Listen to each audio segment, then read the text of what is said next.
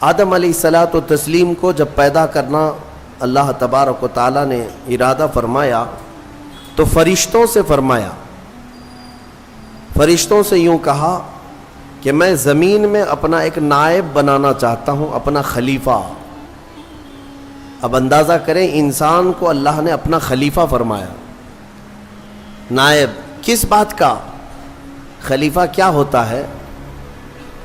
یعنی اللہ تبارک و تعالیٰ کے احکام کو زمین پر نافذ کرنے والا، اسی کو خلیفہ کہیں گے۔ خلیفہ کا مطلب وہ مت سمجھو آپ جو پیر صاحب کے خلیفہ ہوتے ہیں۔ اللہ تبارک و تعالیٰ کی رضا کے مطابق اس زمین پر زندگی گزارنے والا اور احکام الہیہ کو ہی نافذ کرنے والا وہ خلیفہ ہے زمین پر۔ تو فرشتوں سے جب اللہ نے یہ فرمایا تو فرشتوں نے کہا کہ اے رب، تو ایسے کو اپنا خلیفہ بنائے گا جو زمین میں جانے کے بعد قتل و غارت کرے گا، خون ریزیاں کرے گا، فساد کرے گا؟ ہم تو تیری اچھی تسبیح کرتے ہیں، ہم تیری پاکی بولتے ہیں، تیری عبادت تو ہم پوری کرتے ہیں، تو انسان کو اپنا نائب اور خلیفہ کیسے بنائے گا؟ رب تبارک و تعالیٰ نے فرمایا انی اعلم ما لا تعلمون، جو میں جانتا ہوں وہ تم نہیں جانتے۔ یہاں سے کچھ باتیں سمجھ میں آتی ہیں۔ فرشتوں کو کیسے پتا تھا کہ زمین پہ جانے کے بعد یہ خون ریزی کرے گا، فساد کرے گا؟ لوگ تو رسول کے علم غیب کا انکار کرتے ہیں، وہ تو فرشتوں کی بات ہے۔ ابھی انسان کو بنایا بھی نہیں ہے، زمین پہ بھیجا بھی نہیں ہے، اس سے پہلے ہی فرشتے کہہ رہے ہیں کہ ایسے کو تو خلیفہ بنائے گا جو زمین میں جانے کے بعد فساد مچائے گا، قتل و خون ریزی کرے گا۔ صاف الفاظ ہیں قرآن پاک میں۔ میرے عزیزو، فرشتوں نے جنات کے حالات کو دیکھا تھا۔ پہلے جنات بنائے گئے تھے، زمین پر بھیجے گئے تھے، انہوں نے خوب فساد مچایا، یہاں خوب قتل خون ریزیاں کیں، پھر زمین سے انہیں جزیروں کی طرف بھگایا گیا۔ تو تفسیر میں کہا گیا ان واقعات کو دیکھ کر شاید فرشتوں نے عرض کیا ہو، اور بعض نے فرمایا اتنا غیب کا علم تو اللہ نے فرشتوں کو بھی دیا کہ انسان کی وہ فطرت سے واقف تھے، اس لیے انہوں نے یوں کہا۔ اب اللہ تبارک و تعالیٰ نے جو فرمایا میں جو جانتا ہوں وہ تم نہیں جانتے، یقیناً حق ہے۔ پھر آدم علیہ السلام کو بنانے کا کام شروع ہوا۔ کیسے؟ فرمایا گیا زمین کی مختلف جگہوں کی مٹی اٹھانے کا حکم دیا گیا۔ زمین کی الگ الگ جگہ کی مٹی اٹھا لائیں۔ کئی روایات ہیں اس میں۔ جبرائیل علیہ السلام آئے، زمین کی الگ الگ جگہ سے مٹی وہ جمع کر رہے تھے، تو زمین نے بھی رونا شروع کیا کہ مجھ سے مٹی لے جا رہا ہو، اس سے انسان بنایا جائے گا، پھر یہ واپس آئے گا میرے ہی اوپر فساد کرے گا، خون ریزیاں کرے گا۔ پتہ چلا زمین کو بھی معلوم ہے، زمین کو بھی معلوم ہے بعد میں ہونے والی چیزیں۔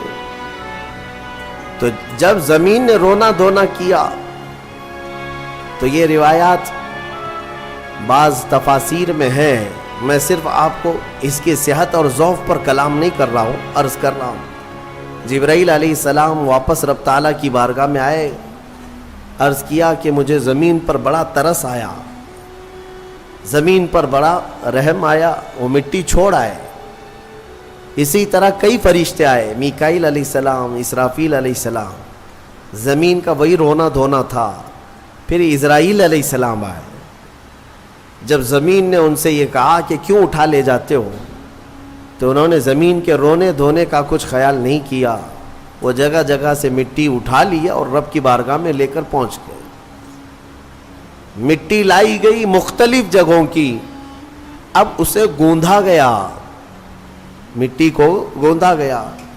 وہ پانی کیا تھا وہ اللہ بہتر جانے، جنتی پانی تھا۔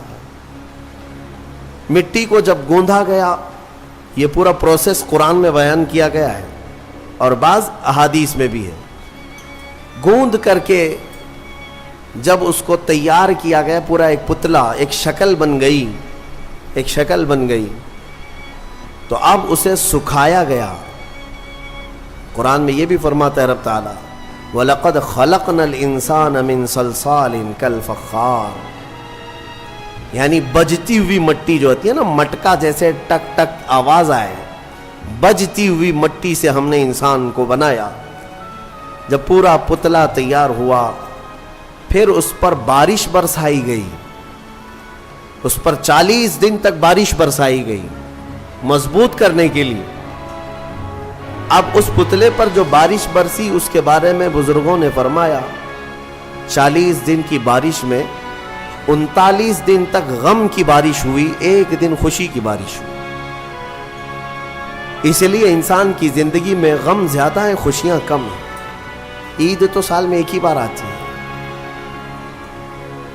خوشیاں کم ہیں، غم زیادہ ہے۔ تو یہ 40 دن کی بارش کے بعد اب جب اس پوری شکل کو اللہ تبارک و تعالیٰ نے ترتیب دیا۔ ہاں ایک بات یہ بھی میں بتا دوں، اللہ تبارک و تعالیٰ قادر مطلق مسبب الاسباب، جب وہ دنیا کی تخلیق پر آئے تو کن کہے تو سب ہو جائے، کن فیکون۔ قرآن میں وہ رب تعالیٰ فرماتا ہے ہو جا تو سب ہو جاتی، ہو جا۔ زمین کو اس نے کہا ہو جا تو زمین بچھ گئی۔ ایسا نہیں کہ الگ الگ بیڈ ڈالا گیا ہو کہیں سے۔ رب تبارک و تعالیٰ وہ قادر مطلق ہے، کن سے ساری چیزوں کو وجود میں لے آئے۔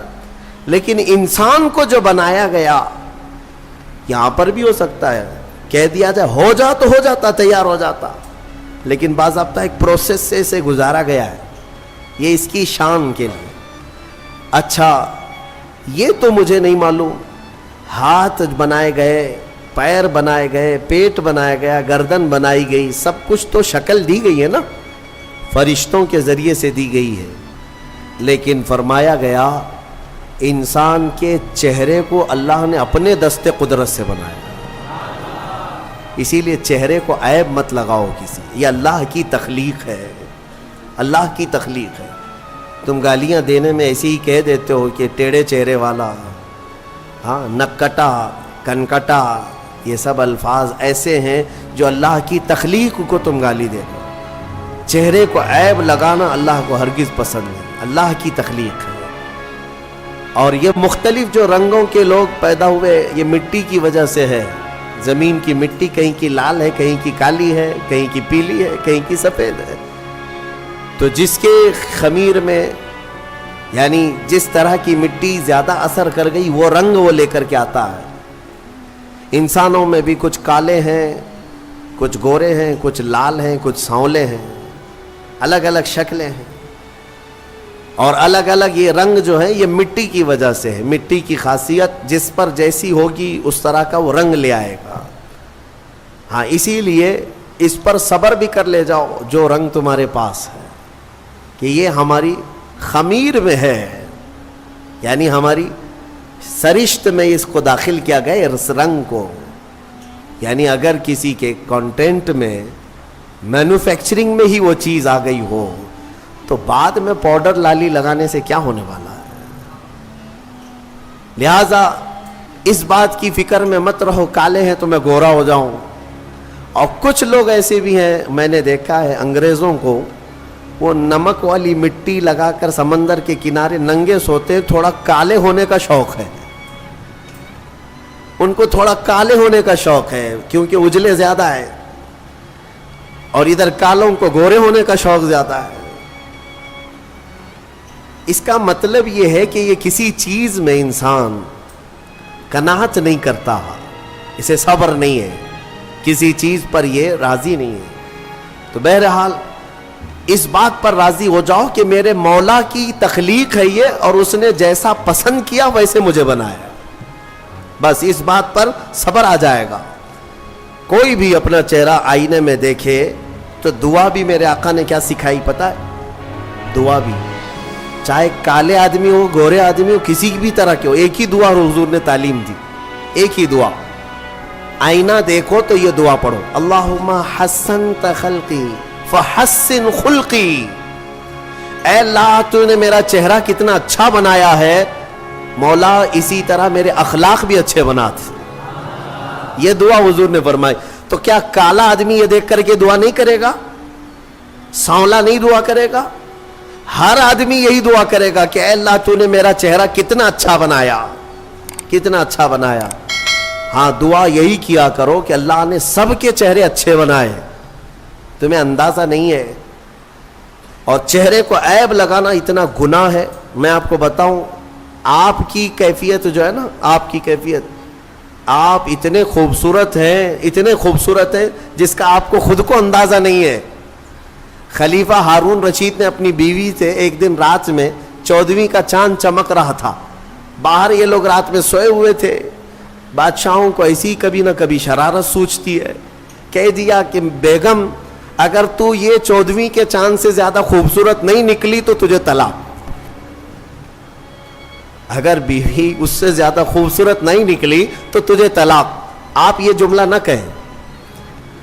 وہ خلیفہ تھا, وہ بادشاہ تھا, اس نے کہا اب طلاق کا لفظ یہ معمولی نہیں ہے, گالی نہیں ہے, یہ گولی ہے. ہاں بعض لوگ یہ سمجھتے ہیں گالی دینے کے لیے بیوی کو طلاق کہا ہے. میاں گالی نہیں ہے, یہ رشتے ختم ہو جاتے ہیں. دوسرے دن یہ مسئلہ اٹھا, ملکہ نے, بیگم نے مسئلہ رکھا کہ آخر میری طلاق ہوئی یا پھر میں نکاح میں ہوں. یہ کیسے پتا چلے گا کہ میں چاند سے زیادہ خوبصورت ہوں کہ نہیں؟ یہ کون بتائے گا؟ تو بہت سارے علماء اس بحث میں مشغول ہو گئے. سبوں کو عاجزی آ گئی. بڑے فقیہ تھے اس زمانے میں, ایک بہت بڑے فقیہ. ان کے پاس جب یہ مسئلہ پہنچا, غالباً امام شافعی رحمۃ اللہ, تو ان کے پاس یہ مسئلہ پہنچا تو یہ جو بڑے فقیہ تھے انہوں نے پوچھا کہ کیا مسئلہ ہے. کہا کہ ایسے ایسے خلیفہ ہارون رشید نے کہا ہے. تو انہوں نے پورا مسئلہ سننے کے بعد کہا جاؤ طلاق نہیں ہوئی. کہا وہ کیسے؟ کہا اس لیے کہ زبیدہ ہی نہیں, بہت سارے لوگ چاند سے زیادہ خوبصورت ہیں. کیوں؟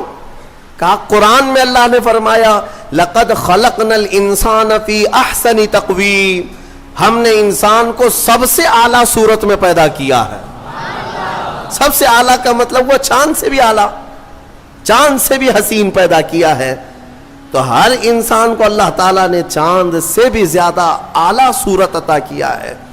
لہذا چہروں کو عیب لگانا چھوڑ دو اور اللہ تبارک و تعالیٰ کی رضا پر راضی رہو. چہرے کی تخلیق کس نے کیا؟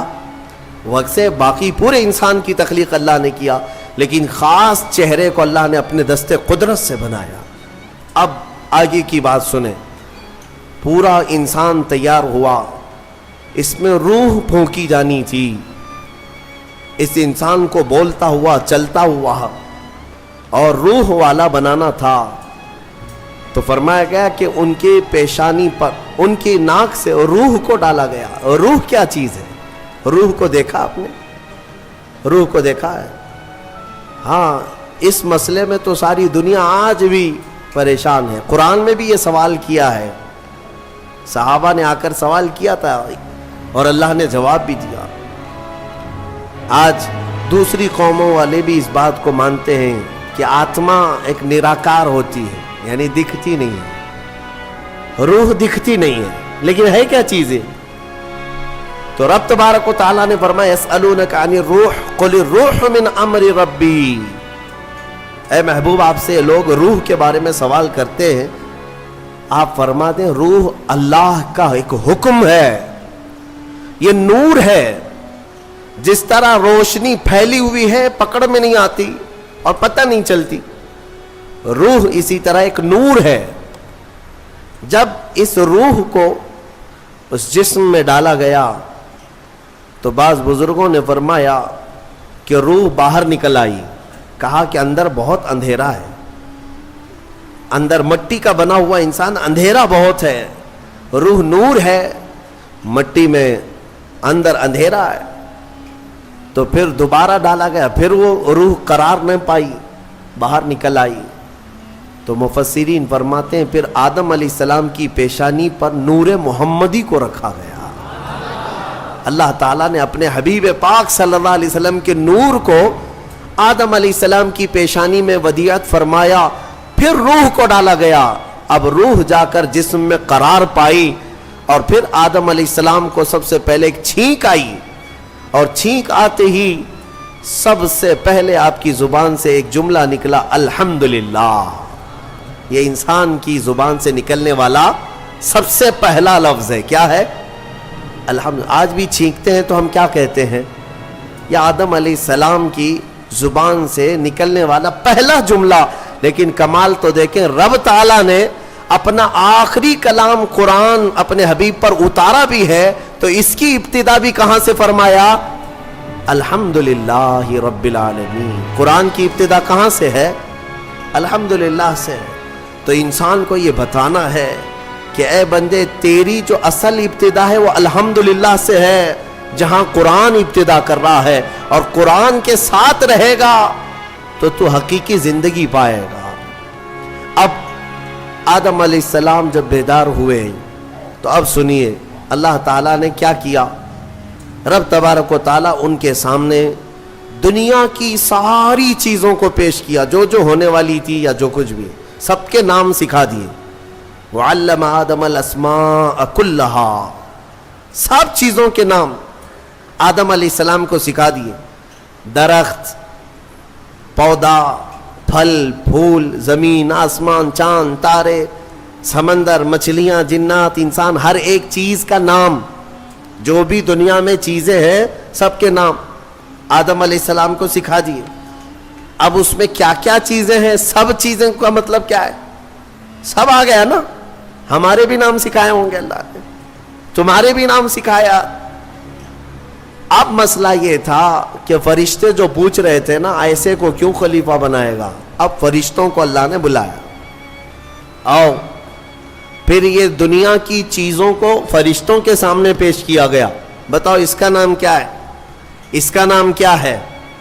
نئی نئی چیزیں فرشتوں کے سامنے پیش کی گئیں تو فرشتے کہنے لگے قالوا لا علم لنا الا ما علمتنا، مولا ہم کو تو اتنا ہی معلوم جتنا تو نے سکھایا، یہ سب چیزوں کا تو علم نہیں ہے، ہمیں پتہ نہیں ہے.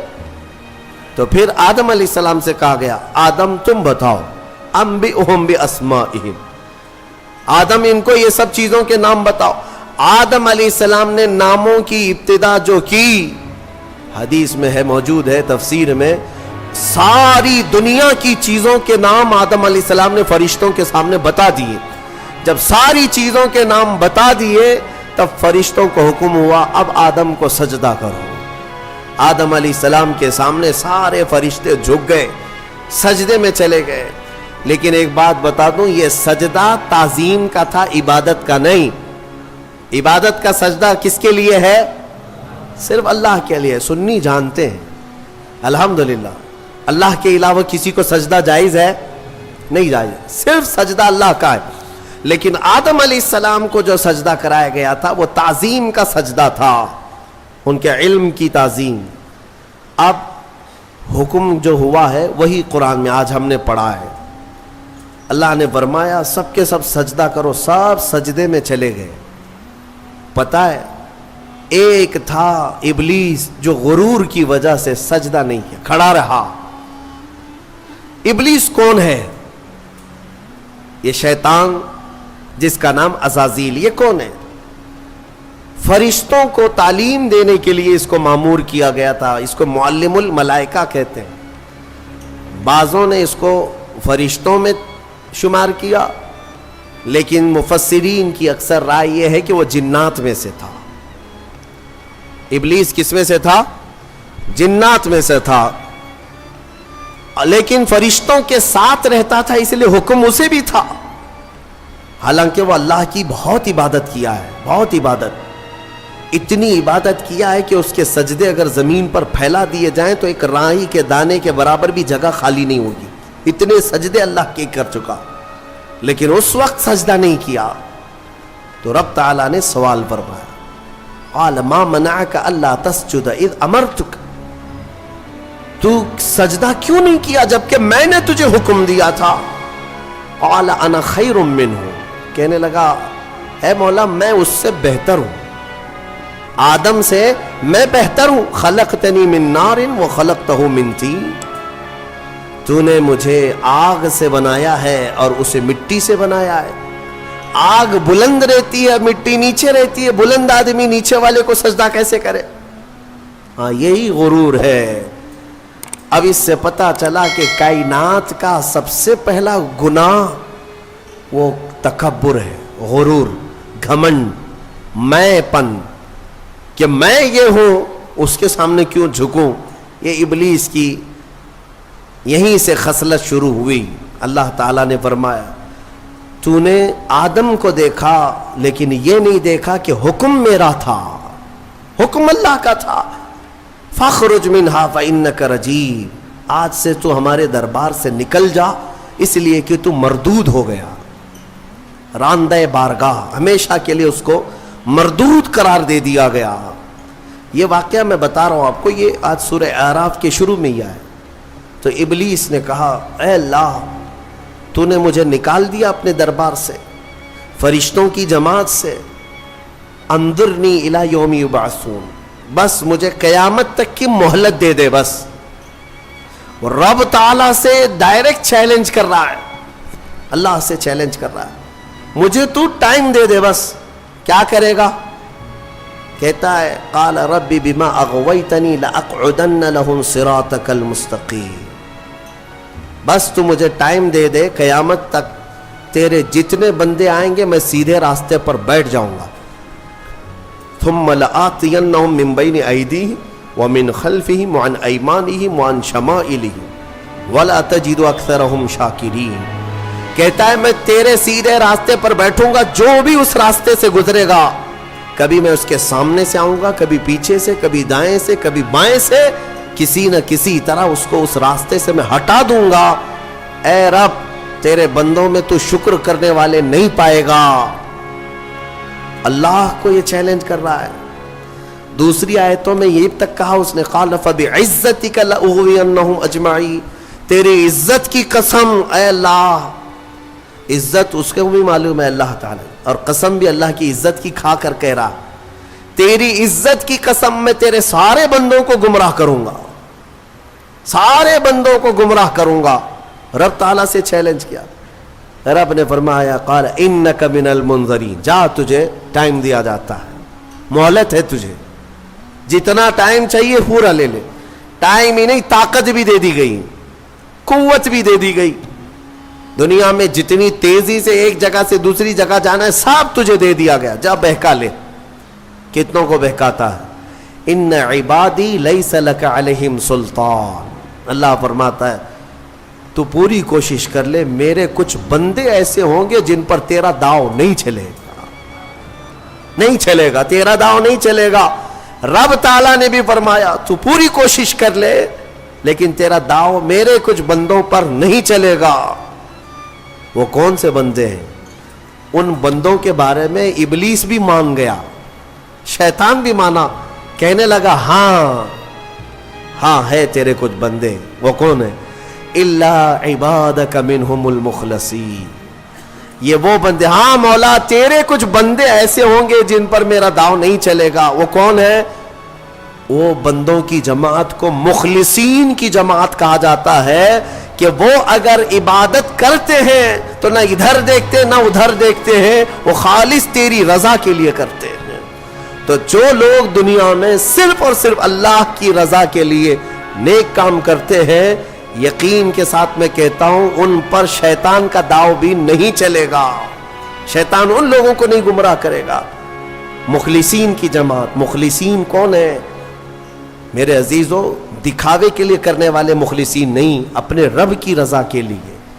یہاں پر ایک روایت ملتی ہے قیامت کے دن جنتیوں کا جب انصاف ہو جائے گا نا، پورے جنتی ایک طرف ہوں گے، ان جنتیوں میں بھی 3 کیٹیگری ہیں، جنتیوں میں بھی 3 جماعتیں ہیں۔ ایک جماعت اللہ نے ان سے فرمایا کہ اے بندو تمہاری بخشش ہو گئی، تمہارے لیے جنت کا پروانہ ملا، تم جنت جا رہے ہو، یہ بتاؤ تم جنتی عمل کیوں کرتے تھے دنیا میں، تم نیک کام کیوں کرتے تھے؟ آج جنت تمہارے لیے ہو گئی نا، پاس ہو گئے، پاس ہونے کے بعد پوچھا جا رہا ہے۔ تو وہ جماعت کہتی ہے اے مولا ہمیں تیری دوزخ سے بہت ڈر لگتا تھا، بہت ڈر لگتا تھا، اس کے ہولناک عذابات، اور تیری دوزخ سے ڈر کر کے ہم نیک کام کرتے تھے.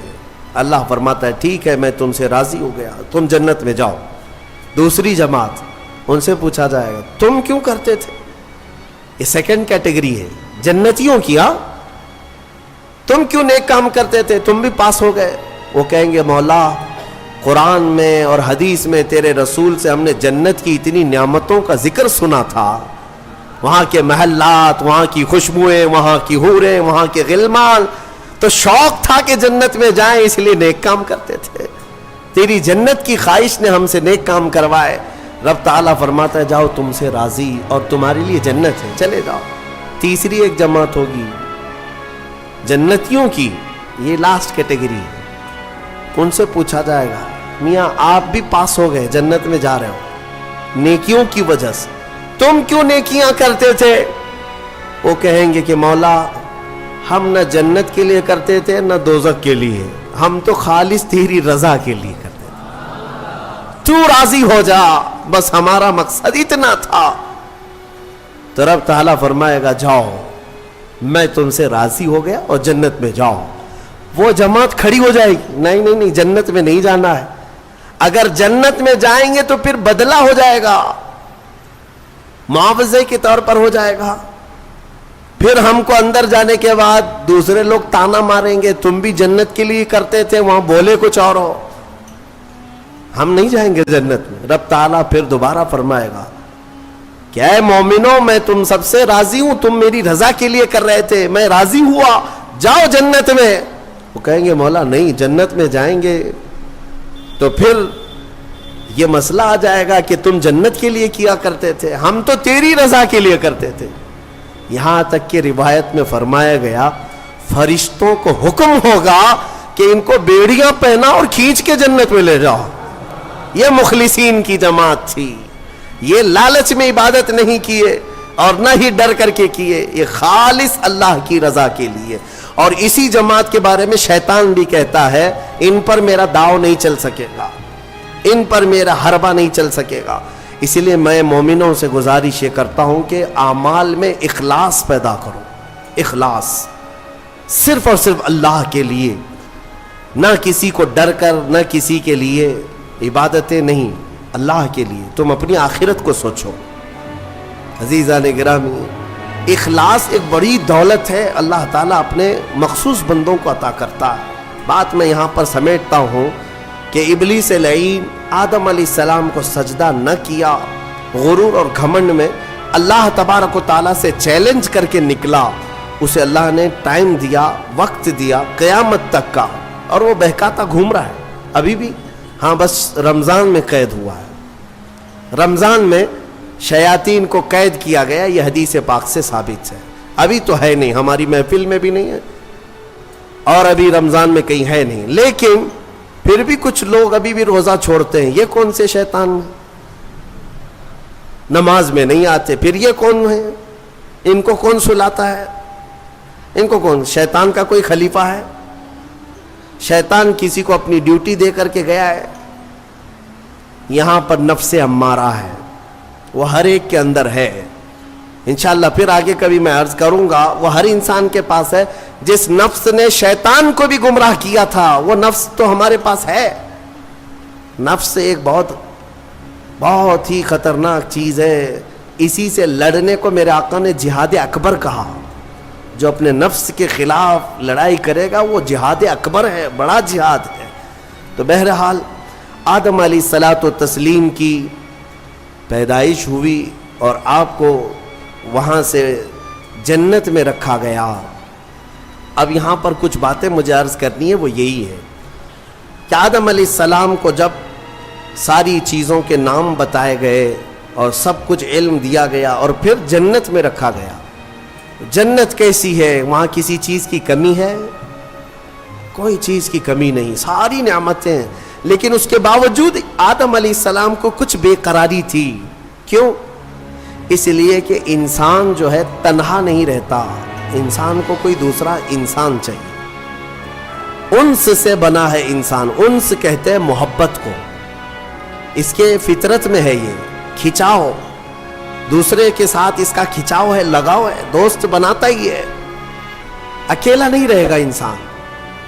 तो आदम अलैहिस्सलाम को जो ये बेकरारी थी वो तन्हा होने की, फिर एक दिन अल्लाह रब्बुल इज़्ज़त ने उनकी बाईं पसली से कुछ हिस्सा निकाला और उससे एक औरत को बनाया गया, वो हज़रत हव्वा थी। हाँ, इतनी बात मैं आपको बता दूं, आदम अलैहिस्सलाम की पैदाइश वो किस जगह हुई अल्लाह बेहतर जाने, कोई तो जगह होगी, लेकिन औरत की पैदाइश तो जन्नत के अंदर हुई। कहां हुई है? जन्नत के अंदर हुई है। हाँ, जन्नत में पैदा हुई है औरत, ये उसका मकाम है और ये जन्नती चीज है। अल्लाह तबारक व तआला ने इसमें जो खूबसूरती रखी है औरत के अंदर, वो जन्नत की कशिश है।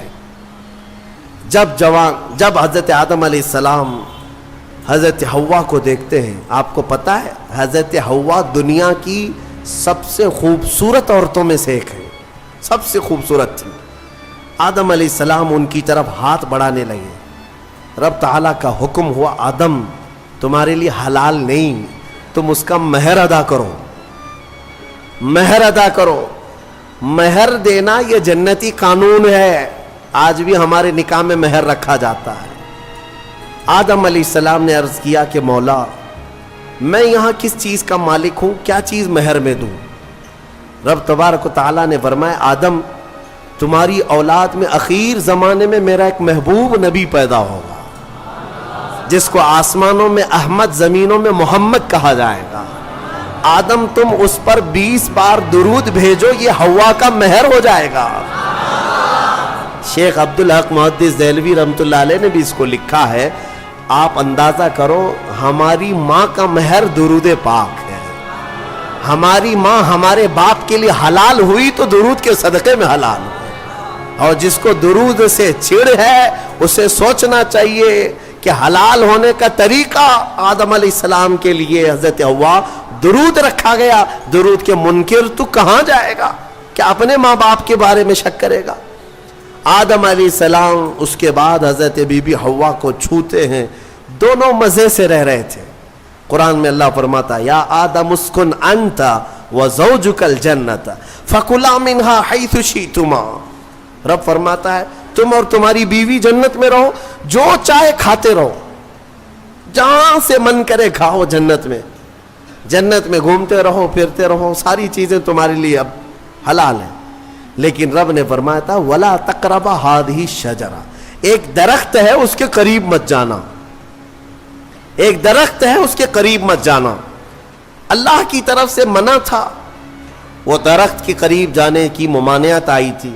तो हुआ क्या, इब्लीस लईन जो बारगाह से मरदूद हो गया था, अब उसकी ड्यूटी हो गई थी कि आदम अलैहिस्सलाम को बहकाएं या फिर उनकी ज़ुर्रियत के खिलाफ कुछ न कुछ साजिशें करते रहे, उसकी ड्यूटी हो गई थी। उस वक्त तक वो फरिश्तों में भी जाता आता था, जन्नत के दरवाजे तक भी पहुंचता था। रिवायात ये बताती हैं कि एक दिन जन्नत के करीब वो गया, आदम अलैहिस्सलाम और हज़रत हव्वा को बुलाया, कहा कि तुम्हें पता है उस दरख्त के करीब जाने से क्यों मना किया गया है? आदम अलैहिस्सलाम ने पूछा, क्या बात है? कहा, उस दरख्त में एक फल है, अगर तुम खा लोगे ना, इल्ला अन तकूना मलकैन औ तकूना मिनल खालिदीन, तुम या तो फरिश्ते बन जाओगे या हमेशा जन्नती बन जाओगे। हाँ, अगर खा लिए तो हमेशा का हो जाएगा, पक्के हो जाओगे। इसलिए तुम्हें रोका गया है, खाने से रोका गया है कि तुम कंटिन्यू ना हो जाओ, यहां पे हमेशा के ना हो जाओ। आदम अलैहिस्सलाम उसकी बातों में नहीं आए, लेकिन अंदर आने के बाद हजरत हव्वा बार बार कहने लगी आदम अलैहिस्सलाम से कि एक बार फल खा के तो देखते हैं, खा करके तो देखते हैं। हजरत आदम अलैहिस्सलाम ने मना किया, रब तबारक व तआला ने करीब जाने से मना किया है, वला तक़रबा हादिही शजरा। अब यहां पर शैतान ने एक लॉजिक सिखाई, मंतिक। हाँ, करीब जाने से मना किया ना, दरख्त का फल खाने से थोड़ी ना मना किया। तो हजरत बीबी हव्वा ने फल तोड़ करके आदम अलैहिस्सलाम को भी पेश किया, खुद भी खाई। जैसे ही इन दोनों ने खाए, قرآن میں اللہ فرماتا ہے دونوں کے کپڑے اتر گئے، لباس اتار لیا گیا، پورا کا پورا لباس اتار لیا گیا. جنت کے کچھ درختوں کے پتوں سے انہوں نے اپنا جسم چھپایا. پھر فوراً حکم آیا اللہ کا، قال اہبطوا، اتر جاؤ تم سب کے سب، تم سب اتر جاؤ جنت سے، زمین پر جاؤ. اس لیے کہ اللہ تعالیٰ نے جس چیز سے روکا تھا تم نے وہ کھا لیا. آدم علیہ السلام کو بھی اتارا گیا، بی بی حوا کو بھی اتارا گیا. جنت میں اور جنہوں نے ان کا تعاون کیا تھا سب کو اتارا گیا، زمین پر بھیج دیا گیا. اور پھر الگ الگ آدم علیہ السلام کو سرندیپ پہاڑ پر جو سری لنکا میں ہے آج، حضرت حوا کو جدہ میں سعودی عرب میں. اتنا لمبا فاصلہ، اور پوری بھری دنیا میں دو ہی لوگ ہیں، اور ایک ادھر ایک ادھر. رب تبارک و تعالیٰ نے اتارا اور پھر یہ فرمایا ایک مدت تک تم کو زمین میں ٹھہرنا ہے اور پھر میری طرف لوٹ کر کے آنا ہے. آدم علیہ السلام اس بات پر روتے رہے، بہت روئے، تقریباً 350 سال روئے. سب سے زیادہ رونے والوں میں آدم علیہ السلام کا نام آتا ہے. پھر ایک دن ایسا ہوا کہ آدم علیہ السلام نے اللہ تعالیٰ کی بارگاہ میں یوں عرض کیا کہ جب میری آنکھ کھلی تھی، سب سے پہلے حضرت آدم علیہ السلام کی روح ڈالی گئی، آنکھ کھلی تھی، تو سب سے پہلے آدم علیہ السلام کی نظر جس چیز پہ پڑی تھی وہ لا الہ الا اللہ محمد الرسول اللہ. اللہ تعالیٰ نے اپنے نام کے ساتھ ایک اور نام رکھا تھا. آدم علیہ السلام نے اللہ کی بارگاہ میں یوں عرض کیا کہ مولا، جس کا نام تو اپنے نام کے ساتھ آسمانوں میں رکھا اس کے طفیل میری توبہ قبول فرما. فوراً رب تبارک و تعالیٰ نے جبرائیل امین کو بھیجا، جاؤ آدم کی توبہ قبول ہوئی، اس لیے کہ محبوب کا وسیلہ لیا گیا. ہاں، اسی لیے ہمارے امام بریلی کے تاجدار فرماتے ہیں وہ جہنم میں گیا جو ان سے مستغنی ہوا، ہے خلیل اللہ کو حاجت رسول اللہ کی، ہے خلیل اللہ کو حاجت رسول اللہ کی، عرش حق ہے مسند رفعت رسول اللہ کی، دیکھنی ہے حشر میں عزت رسول اللہ کی. یہ اتنا ہی نہیں میرے عزیزوں، تمہیں کیا خبر، قیامت کے دن کے بارے میں بھی اعلیٰ حضرت فرماتے ہیں خلیل و نجی مسیح و صفی سبھی سے کہیں نہ بنی. قیامت کے دن یہ قوم کہاں کہاں جائے گی؟ سارے نبیوں کے پاس جائے گی. سب کیا کہیں گے؟ میرے علاوہ کسی اور کے پاس جاؤ. ہاں، حضور فرمائیں گے آؤ میں تمہاری شفاعت کے لیے ہوں. اس کو اعلیٰ حضرت فرماتے ہیں خلیل و نجی مسیح و صفی سبھی سے کہیں نہ بنی، یہ بے خبری کی خلق پھری کہاں سے کہاں تمہارے لیے. یا رسول اللہ، کہاں سے کہاں تمہارے لیے، دہن میں زباں تمہارے لیے، بدن میں ہے جاں تمہارے لیے، ہم آئے یہاں تمہارے لیے، اٹھے بھی وہاں. الحمدللہ حضرت آدم علیہ السلام کی توبہ قبول ہوئی. اس کے بعد آپ کو حکم ہوا حج پہ جانے کا. آپ حج کے لیے آئے. کعبہ اس وقت موجود تھا، کعبہ اس وقت موجود تھا، فرشتوں کا تعمیر کیا ہوا تھا. آدم علیہ السلام سفر کر کے گئے حج کے لیے. یہاں سے ایک بات میں عرض کرتا ہوں، دنیا کا پہلا حج ہندوستان کی سرزمین سے ہوا. آدم علیہ السلام اسی زمین سے گئے. اور ہمارے لیے فخر کی بات یہ ہے کہ یہ ہندوستان ہمارے باپ کی زمین ہے. ہاں، آدم علیہ السلام باپ ہے کہ نہیں ہے؟ ہمارے باپ کی زمین ہے. الحمدللہ ہم اپنے باپ کی زمین پر قائم ہیں. ہاں، کسی کے باپ کی نہیں ہے. اور فخر سے رہو، خوشی سے رہو. اللہ تبارک و تعالیٰ نے زمین پر تمہیں قرار دیا. آدم علیہ السلام جب وہاں پہنچے تو عرفات کے میدان میں حضرت حوا سے ملاقات ہوئی. پھر اس کے بعد زندگی کی ابتدا ہوئی، اولاد شروع ہوئی آدم علیہ السلام کی. پھر نسل انسانی کا ایک بہت بڑا سلسلہ شروع ہوا، اور اسی نسل انسانی کی برکت ہے کہ ہم اور آپ زمین پر آج موجود ہیں. اسی آدم علیہ السلام کی نسل سے ایک اور بات خاص طور پر عرض کرنا ہے، وہ یہ ہے کہ آدم علیہ السلام کہاں سے اتارے گئے تھے؟ میں نے ابھی آپ کے سامنے عرض کیا، کہاں سے اتارے گئے تھے؟ جنت سے اتارے گئے تھے. جنت سے اتارے گئے، اور جہاں سے آئے ہیں وہیں پر جانا چاہیے. اسی لیے کہا گیا انسان کو کہ تیرا اصلی وطن جنت ہے. تیرا اصلی وطن کیا ہے؟ جنت ہے. بچہ جب ماں کے پیٹ سے پیدا ہو کر کے دنیا میں آتا ہے تو روتا آتا ہے نا, دیکھا ہے نا آپ نے, روتے ہوئے آتا ہے. کیوں روتے ہوئے آتا ہے؟ بزرگوں نے فرمایا, خود میرے مرشد گرامی حضور تاج الشریعہ رحمت اللہ تعالی تشریح فرماتے تھے کہ بچہ روتا ہوا اس لیے آتا ہے کہ اس کا اصلی وطن چھوٹ گیا. کون سا؟ جنت میں تھی. ہماری روحیں آنے سے پہلے کہاں تھی؟ جنت میں تھی. اصلی وطن جب بھی چھوٹتا ہے تو روتا ہوا آتا ہے. اور اسی لیے شاعر کہتا ہے, شاعر کیا کہتا ہے کہ یاد داری کے وقت زادنے تو ہما خنداں بودند تو گریاں. اے انسان تجھے معلوم ہے جب تو پیدا ہوا تھا سب ہنس رہے تھے اور تو رو رہا تھا. ماں بھی ہنس رہی تھی, باپ بھی ہنس رہا تھا, خوشی میں سب پیڑے بانٹ رہے تھے, جلیبیاں بانٹ رہے تھے, ہیں سب خوش تھے کہ تو پیدا ہو. لیکن تم کیا کر رہے تھے؟ تم تو روتے ہوئے آئے تھے. چنا زی کے وقت مردنے تو ہما گریاں بودند تو خنداں. شاعر کہتا ہے اے انسان اب زندگی ایسی گزار کر جا کہ جب تیرے جانے کا وقت ہو تو سب رو رہے ہوں اور تیرے لبوں پہ مسکراہٹ ہو. تو ہنستا ہوا جا. کون ہنستا ہوا جائے گا؟ جسے اپنے وطن پر جانے کا شوق ہو, اپنے اصلی وطن جانے کا جسے بھی شوق ہوگا, موت کے وقت اس کے لبوں پہ مسکراہٹ ہوگی. اور جسے جہنم جانے کا ہوگا خاک مسکرائے گا, خاک مسکرائے گا. وہ تو ملک الموت کی شکل دیکھ کر کے لال پیلا ہو چکا ہوگا. ہاں اسی لیے جنت کی خواہش بھی رکھو کہ میرا اصلی وطن ہے, اور کام بھی وہی کرو تاکہ مرنے کے وقت لال پیلے نہ ہو, لبوں پر مسکراہٹ ہو. اسی لیے بہتوں کو مرتے وقت مسکرانا یہ ہمارے اختیار میں نہیں ہے. ہاں تم چاہو گے تو مسکرا لیں گے. ابھی ہم بیٹھے ہیں, ہنسنے کے لیے بولوں گا تو پورا پھاڑ کر کے ہنسیں گے, ہو سکتا ہے ابھی اختیار ہے, لیکن موت کے بستر پر میاں کسی کے اختیار میں نہیں. ہنسنا اس وقت تمہارے کنٹرول میں نہیں. اس وقت تو نزع کا عالم ایسا کہ مکھی بھی بیٹھے تو پہاڑ کے برابر لگے. ہنس کہاں سکو گے؟ ہاں بس وہی ہنسے گا جو زندگی بھر جنت میں جانے کی تیاری کرتا تھا اور مولا اسے موت سے پہلے جنت دکھا رہا ہو اور وہ ہنس رہا ہو, بس وہی ہنسے گا. باقی کسی کے کنٹرول میں نہیں ہے. اسی لیے میں اسی پر گفتگو ختم کرتا ہوں.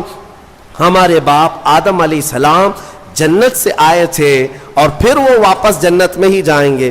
آدم علیہ السلام بھی, نوح علیہ السلام بھی, موسیٰ و عیسیٰ بھی, ابراہیم و اسماعیل بھی علیہ السلام, اور خود میرے آقا و مولا سیدنا محمد الرسول اللہ صلی اللہ علیہ وسلم جنت ہی میں جائیں گے. تو ہم جن کی امت ہیں, ہمارے لیے یہی فرض ہے کہ ہم بھی وہیں جائیں جہاں ہمارے رسول جائیں گے, اور جنت کے کام شروع کرو, نیکیاں کرو. اللہ تبارک و تعالی ہم سب کو اصلاح کی توفیق عطا فرمائے. مرنے سے پہلے مولا توبہ کی توفیق عطا فرمائے, جنتی اعمال کی توفیق عطا فرمائے. وآخر دعوانا الحمدللہ رب العالمین. السلام علیکم.